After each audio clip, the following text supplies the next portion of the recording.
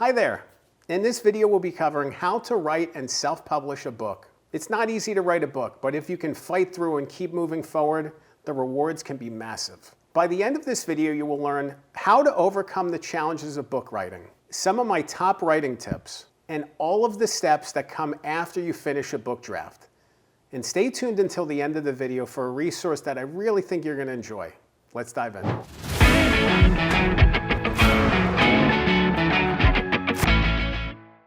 I remember when I played high school football and our coach, he gave us these keychains and they said commitment to excellence on them. There was this idea that we were going to drive to something bigger, that we were committing to being great. We went 1-9 that season. We lost the first 8 games of the season. We were horrible. But I think back to that regularly of commitment to excellence. What does it mean to commit to something? What does it mean to dig deeper beyond yourself? I think it's great to be able to commit to something. And writing a book is a huge commitment. It's a commitment to your future. It's a commitment to big. It's a commitment to everything. You know, writing a book by itself is going to take lots of time and effort and energy. So there needs to be a bigger picture there. You need to be thinking about that. That bigger picture needs to be front and center. What do you want to accomplish by that commitment? It's not enough just to put in time. We put in time all the time over things, but what do you actually get out of it? You know, what's the outcome that you want to accomplish? You know, if you have a commitment to excellence, you need to see excellence at the end. Obviously, I didn't see that for my football team, but you can see that for your book.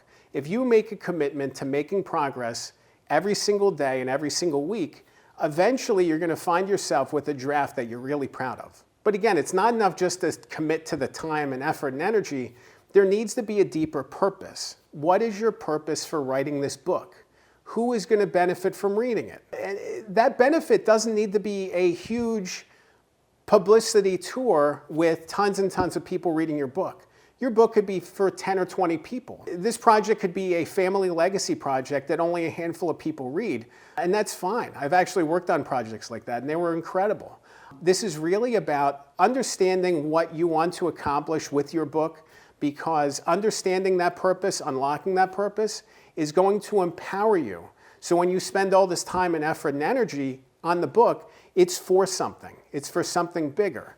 You want to unlock what that purpose is, and it's going to help drive you forward at every step. So when you don't want to work on the book, you know, when you're struggling to be motivated, you're going to be pulling back to that purpose. And because of that purpose, you're going to keep going because you see something bigger at the end of it. When we think about writing, you know, we often think about sitting at a keyboard and typing away. We think about writing on a page. Writing could be anything that you want it to be, including walking and talking and recording audio of yourself, discussing areas of the book.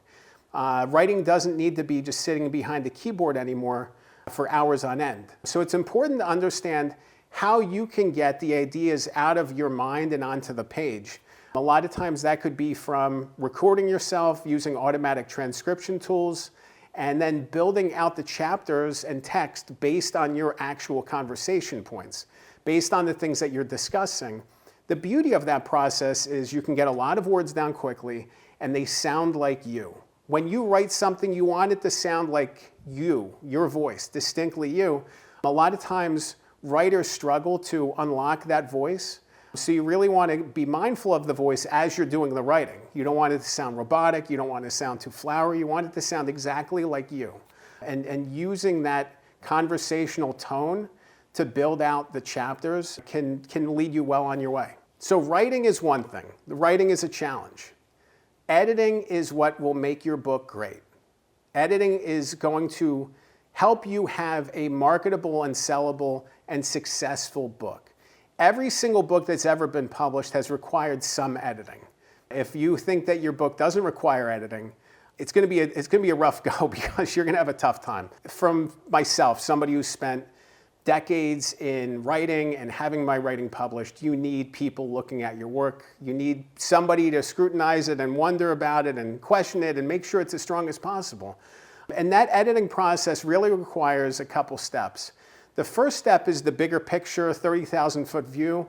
It's known as content or developmental editing. That role is an important one because the content or developmental editor is going to look at the flow of the stories, and they're going to see if all of the stories are there. They're going to see if there's any duplication, if something's redundant, if there's a story missing that you could build on. You know, if they were wondering something about a story and they just felt like it was incomplete. Those things are going to crop up in that first round of editing. The first round of editing is really to get the story and the flow of the chapters as strong as possible. And then from there, it's really focused on the paragraph and the sentence level, and even the word level, through copy editing and proofreading. A lot of people will try to merge and combine steps of editing. I really encourage you to take the time and work with multiple editors, because multiple editors are going to come up with different things. You know, contrarian viewpoints that could be leaned on or thought about further. This is really about making the draft as strong as possible. I know it feels personal when you're reading your work that's been edited and you're seeing the sea of red on the page. It feels so personal. It is an attack. Every single thing that they challenged or questioned is an attack on you. But it's better to face that now in the editing process than it is afterwards. Think about publishing something that isn't ready and fully baked, and then it's out in the world and people are questioning it. Oh, this could have been better if there was a better edit. This was sloppy. These things were wrong in the book.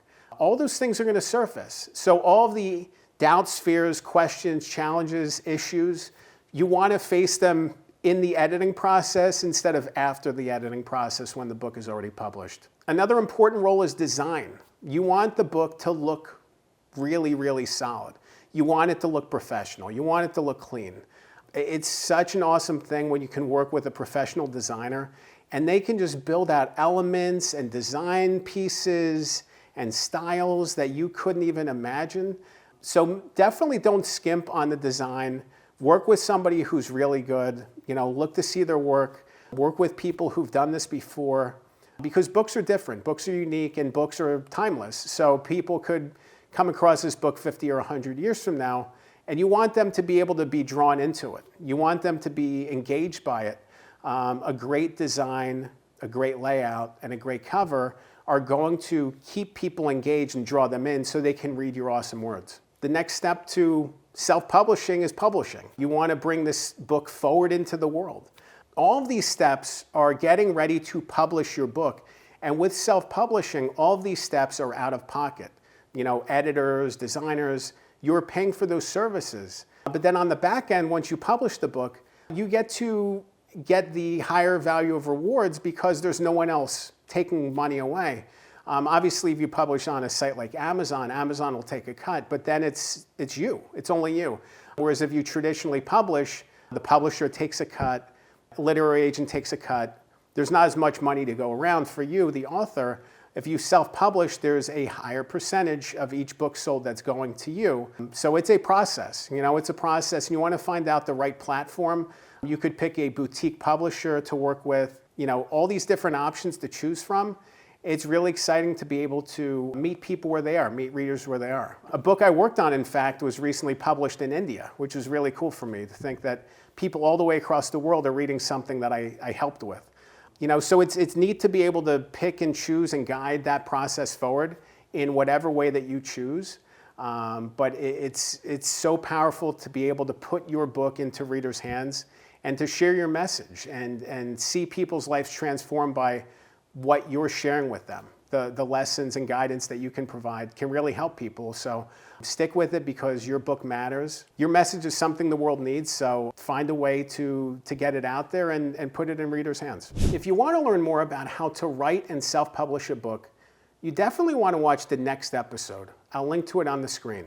In that video, I talk more about some of my writing tips, how to find purpose with the topic you choose, and all the book foundation work that you need to make the book as strong as possible.